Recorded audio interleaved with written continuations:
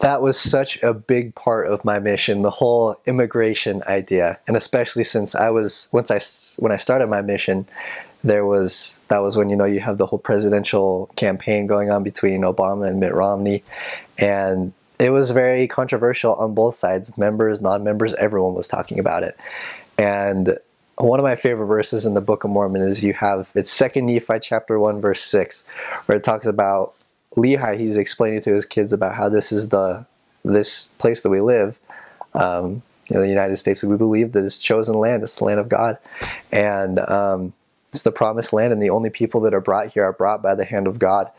And I gained a strong testimony of that people, I mean, they go through so much to make it here to the States, and I grew to love them so much. I remember before my mission, a lot of people, being from California, you have really mixed views on illegal immigrants. It's like, hey, we should just shut down the border.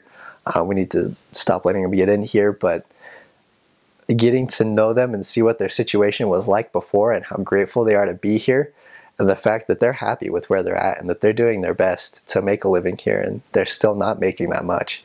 I know that it's by the hand of God that they made it here.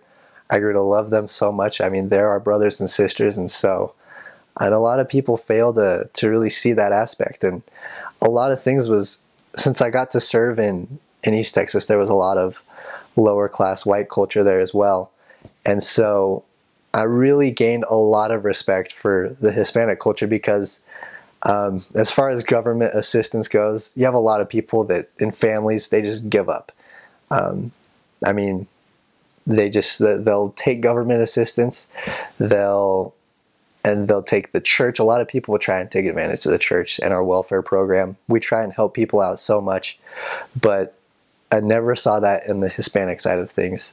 And I felt like every single family I worked with, it's normal to see people that are a little beat down, they're a little downtrodden, but there's always one member of the family that will never give up. I remember one of the first ladies that was baptized, her family was falling apart. Her husband was a drinker.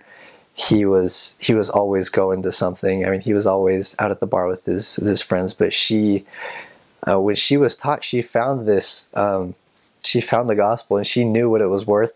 And her husband, I remember he started hating it. He was like, "Hey, if you keep meeting with these missionaries, I'm gonna leave. And with that, there goes all my money. There goes all my support. What are you gonna do?" And she was like, "Hey, I'm calling your bluff on that, and you can leave if you want." And so she got baptized anyways, and she's working for her family. She made it so that her kids could learn, and they got baptized. And I feel like they are such a hardworking culture, that they just put in a lot more time and effort than a lot of American people are used to. And so I couldn't believe the extent that these people go to make a living here, but they love it. They're grateful for it.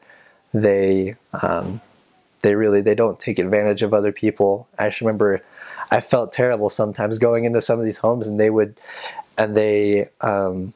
keep feeding you, and we'd be like, we just know that they don't have that much. And I know that these stories kind of go around a lot in missions, and that a lot of people talk about how there's these poor families that will always be anxious to feed missionaries, but they would always say, "Elders, you can't deny us the blessings of helping you out." And so when they would tell us that, we'd be okay.